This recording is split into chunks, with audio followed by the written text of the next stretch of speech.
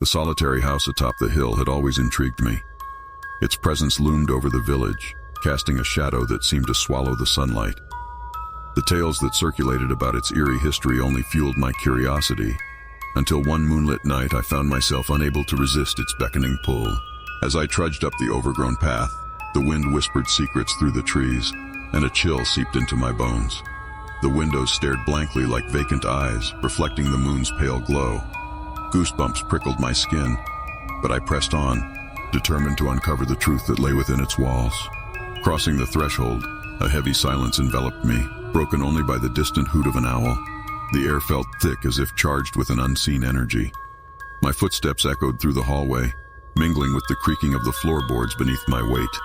A single flickering candle cast eerie shadows on the peeling wallpaper, adding to the ambiance of foreboding.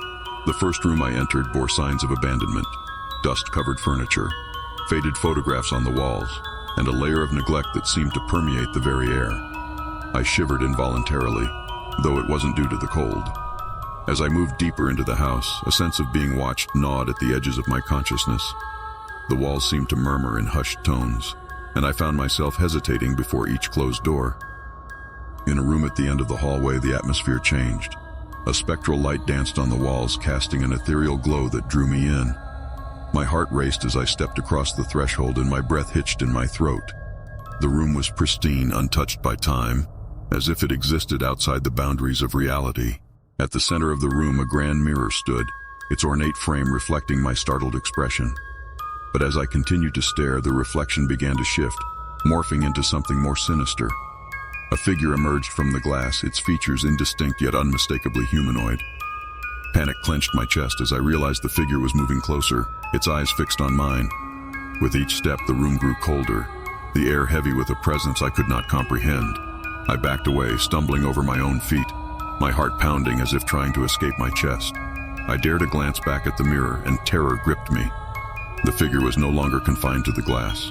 It stood mere inches away, its hand outstretched as if yearning to bridge the gap between our worlds.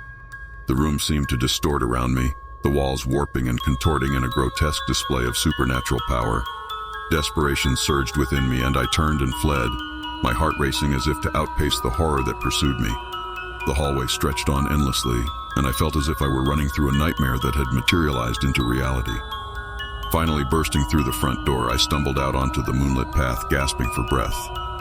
The house loomed behind me, its windows now dark and empty.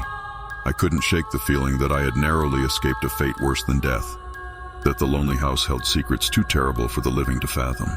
Finally, bursting through the front door, I stumbled out onto the moonlit path, gasping for breath. The house loomed behind me, its windows now dark and empty.